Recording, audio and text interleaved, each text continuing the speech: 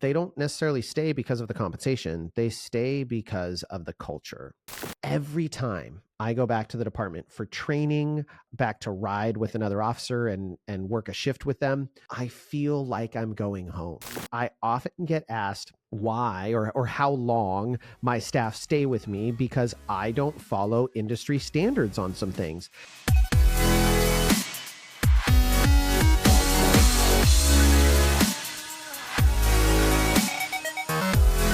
Hello, everyone, and welcome to another episode of the Cheer Biz Podcast. I'm your host, Dan Cotton, and today we are talking about the fact that culture is more important than compensation. Now, before we get into the episode, please head on over to Cheer Gym Owners on Facebook and All-Star Cheer Coaches and Owners and join both of those groups. And if you're interested in learning more about the Next Generation Gym Owners Academy, head on over to nextgenowners.com to learn more about how you can join us as one of our Academy members and start getting mentorship and coaching in your business. If you're just in the Facebook groups, you are not in the Academy. You're just in our public-facing Facebook groups. We have a whole nother private one for our Academy members, and it's pretty darn cool over there. So let's get into the episode of why culture is more important than compensation. Now, why am I talking about this? I'm talking about this because it's a question that gets asked to me a lot of how much should you pay people? And I often get asked why or how long my staff stay with me because I don't follow industry standards on some things. And I actually had someone at conference in Dallas kind of call me to the carpet, I guess is how I would put it, on this, where they were like, well, what is your staff retention? Like how long do you actually keep people? And I haven't truly calculated those numbers, but my staff retention on my core, my main staff, not my class staff, our average retention rate for kind of the new random staff member is between 9 months and 18 months. Now, that's because a lot of times when we get some of those class instructors, they are transient. So they're kids who are in college who end up moving away. One of our great class instructors who just let us know that she can't keep coaching classes and she's been continually downgrading her number of classes she was available for. She's getting her doctorate in psychology. And so she is now in clinicals and she can't continue coaching classes. So she just doesn't have the availability. So we definitely see more turnover there. In terms of our team coaches, we have very, very low turnover on our team coaches. So our retention rate is incredibly high. Every one of my coaches, except for one, has been coaching at our gym for at least, they're now on at least their second year. And we have one coach who's in their second year, one coach who's in their first year, and then everyone else is 4 years plus. And the one who's they're going into their second year, they've worked for me for dream camps for 10 years. They just were in college for a period of time. And then another one also has worked for me for a number of years and was offered a job at the gym, but lived further away and took a job at another gym and then eventually made the switch later on. So we have really great retention. My two core tumbling staff have been with me for 7 years. Our front desk has been with us for 5 years. I would say we have amazing staff retention. And it's not because I compensate them millions of dollars. I try to compensate them fairly. I try to be very reasonable with what we pay, but I treat it like a job. Most of my employees are paid hourly. My team coaches, head coaches, are paid a salary, and we try to compensate our people very fairly, but I don't have anyone that's making more than, I don't think I have anyone that's making more than $60,000 a year annually from working at the gym. And that's just a guess. If they're factoring in all hours and all extra pay, I don't think anyone is there. I would guess most people are between 40, the higher range people are in the 40K-ish a year, because for almost all of them, they're still relatively part-time. I don't have anyone who is truly full-time at my gym. So we compensate them fairly, but they don't necessarily stay because of the compensation. They stay because of the culture. I've mentioned this before too on other podcasts. One of the coolest things about my staff right now is I have 2 staff members that didn't cheer here. 2 staff members total. My team coaches, every single one of them, with the exception of me and Tori, cheered in our gym. at one point and then graduated, or we have a couple like junior coaches who are still on teams, but the vast majority of them all were athletes who cheered here, graduated, and now are back and coaching. And so they definitely understand that culture. And that's part of why they're back. They could go other places, but they chose to be here.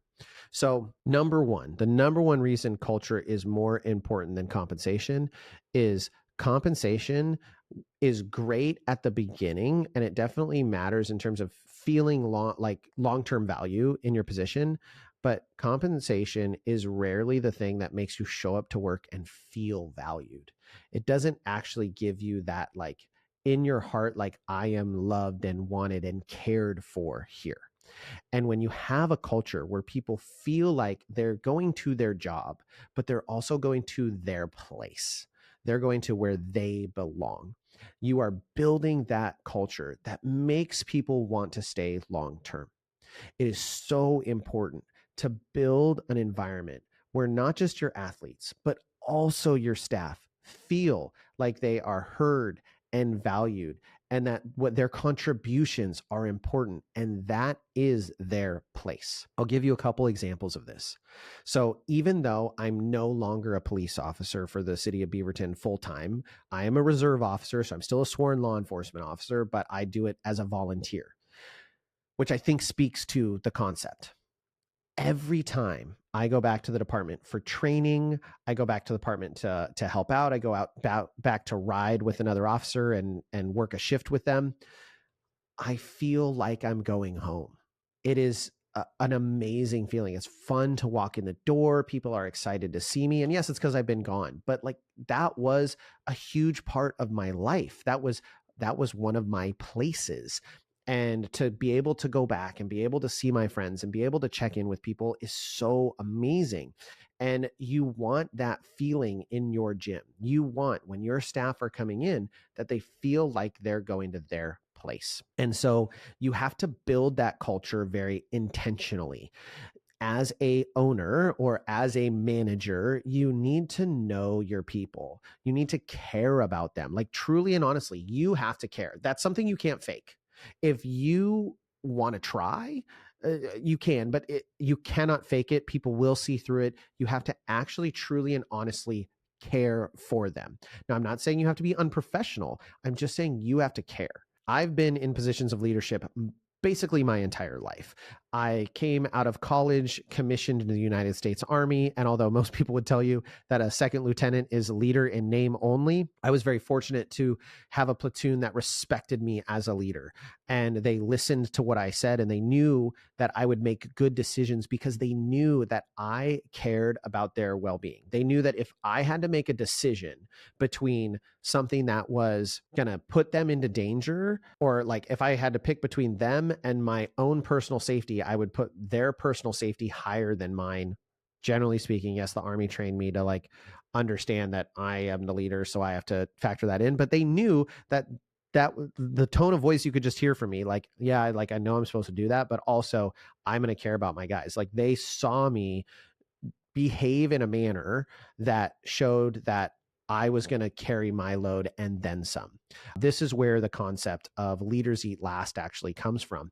In the Army, that was the rule. Like you don't eat before your boys. Like you don't eat before your Joes. They eat first, you eat last. And that's always stuck with me. I've talked about it on other episodes. I think it's just a huge little thing that shows people that you care. So finding those ways to show your staff that you care. And yes, compensation is a huge way to show them that you care. I'm just saying the culture matters more. So number one, you have to build a place. You have to build a gym that feels like it's their place. It's where they go to be themselves. Number two, you have to build a culture where your staff feel supported, not only by you as an owner, but by one another.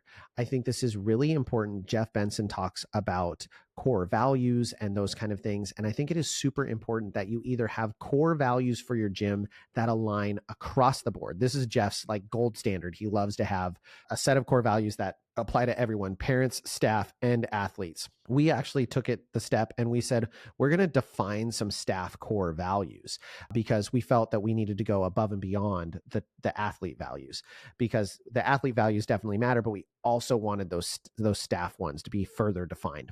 And so, for instance, one of our staff core values is cover down, is the fact that we take care of one another. So we don't leave each other hanging. If there's a gap, if there's something that needs to be done, we are always trying to cover down for our staff. We really have put a lot of effort into building that environment where staff feel supported by one another, where they know that they're coming to a place where they're a part of a team. They're a part of something bigger than themselves.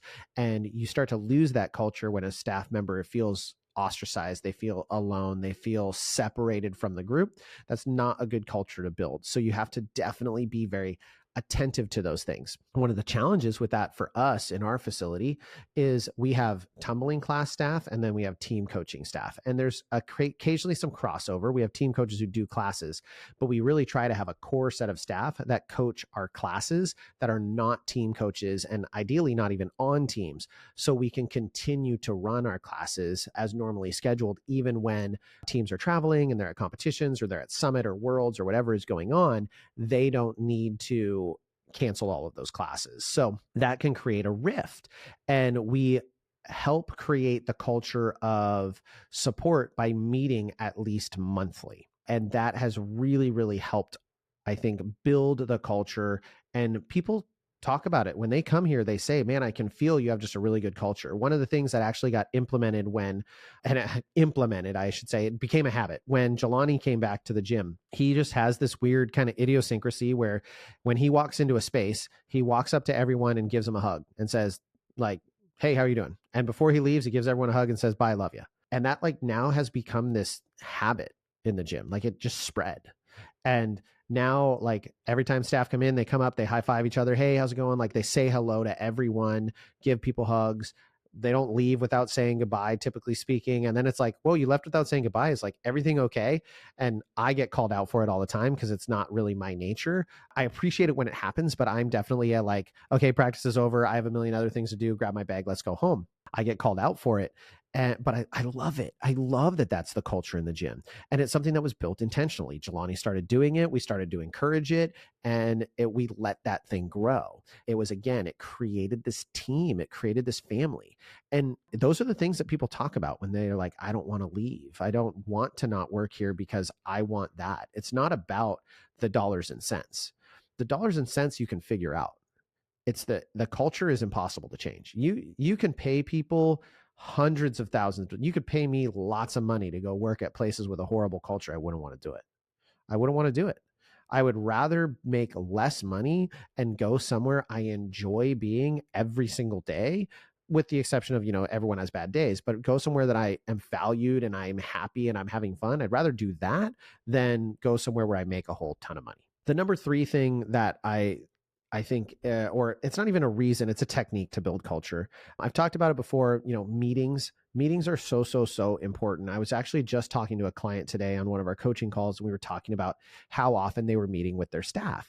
And we've really built an intentional mindset in our culture for our staff to be business minded. Shocker, I know I talk about business all the time, but we wanted our staff to not just think of themselves as a tumbling instructor or as a team coach, but we wanted them to think of themselves as key parts of the business.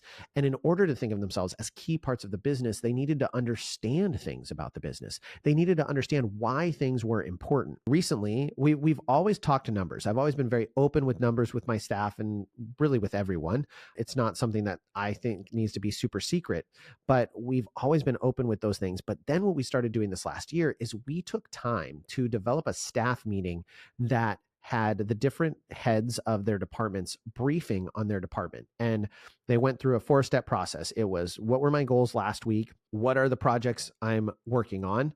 What were struggles I encountered last month? Sorry, I said last week, last month. And then what do I need help with? And they would go through those things. And so it allows people to see the whole picture of the business. It allows them to see what other departments are dealing with what other instructors are handling, what challenges they encountered, and potentially go, oh, this is how I can help you. This is how I can help you with the mission of growing the business and serving our clients better. And it has created this culture of collaboration and investment and understanding how important things are within the business. And that really, really showed when we moved. I mean, everyone contributed, everyone dove in, everyone was like moving things because everyone understood how important it was. And it wasn't because we said, you have to be here. We did say, yeah, it's going to be an all hands on deck, but half the time I was having to pull the reins on people and being like, you guys, we can't move that yet. We're still in business over here. So it was such a cool thing. And we built that culture very, very intentionally. And if you take the time to intentionally build your staff culture, you will see that it matters far more than compensation. The last thing I'll tell you that we do every year that we will never compromise on, even though it's expensive, is we do a staff retreat every single year. We go to the coast for us. We go for 4 days. We do team coaches for 2 days, all-star coach or team coaches for 2 days, tumbling coaches for 2 days. There's technically an overlap in the middle. And when I say we go for 4 days, that's because there's a day for us to arrive and get everything set up. So we go do our staff retreat, and it's hugely important for building culture. Yes, we talk a lot of technique and we talk a lot of planning, and it's very much a staff training, but it's also a retreat, like just hanging out, cooking together, having some drinks, playing cards, just enjoying one another as friends. And that makes a huge difference within the culture of your gym. So I highly encourage you, invest in that. Before you invest in a raise, I promise you that $1 more an hour, if you really have an employee that is that bent out of shape about $1 more an hour, you can probably find $1 more an hour. Like, I don't know how many hours they're working, but even if they're working 40 hours a week, you have to bring in an extra, $160 a month to cover that. Like, come on. Like, I'm not saying give all your people $1 raise, but like, if you have an employee who like really needs that, don't let that be the reason a kid walks out, a great employee walks out the door. But build the culture. Spend the money on building the culture, because that is the thing that's going to get people to stay much longer than any compensation you're providing. All right, everyone. I hope you enjoyed this episode. I hope it inspired you. I am getting ready to go to a staff where the culture is amazing, my Dream Camp staff. I cannot wait to see them. I'm actually going to get to see a bunch of them tomorrow because they come to my house for the 4th of July. So thank you for listening. I hope you've had a wonderful set of holidays, Canada Day and the 4th of July. I don't know exactly when you're listening to this, Saturday or Tuesday, but hope you're having a great one. Hope you enjoyed the episode, and we'll catch you on the next one.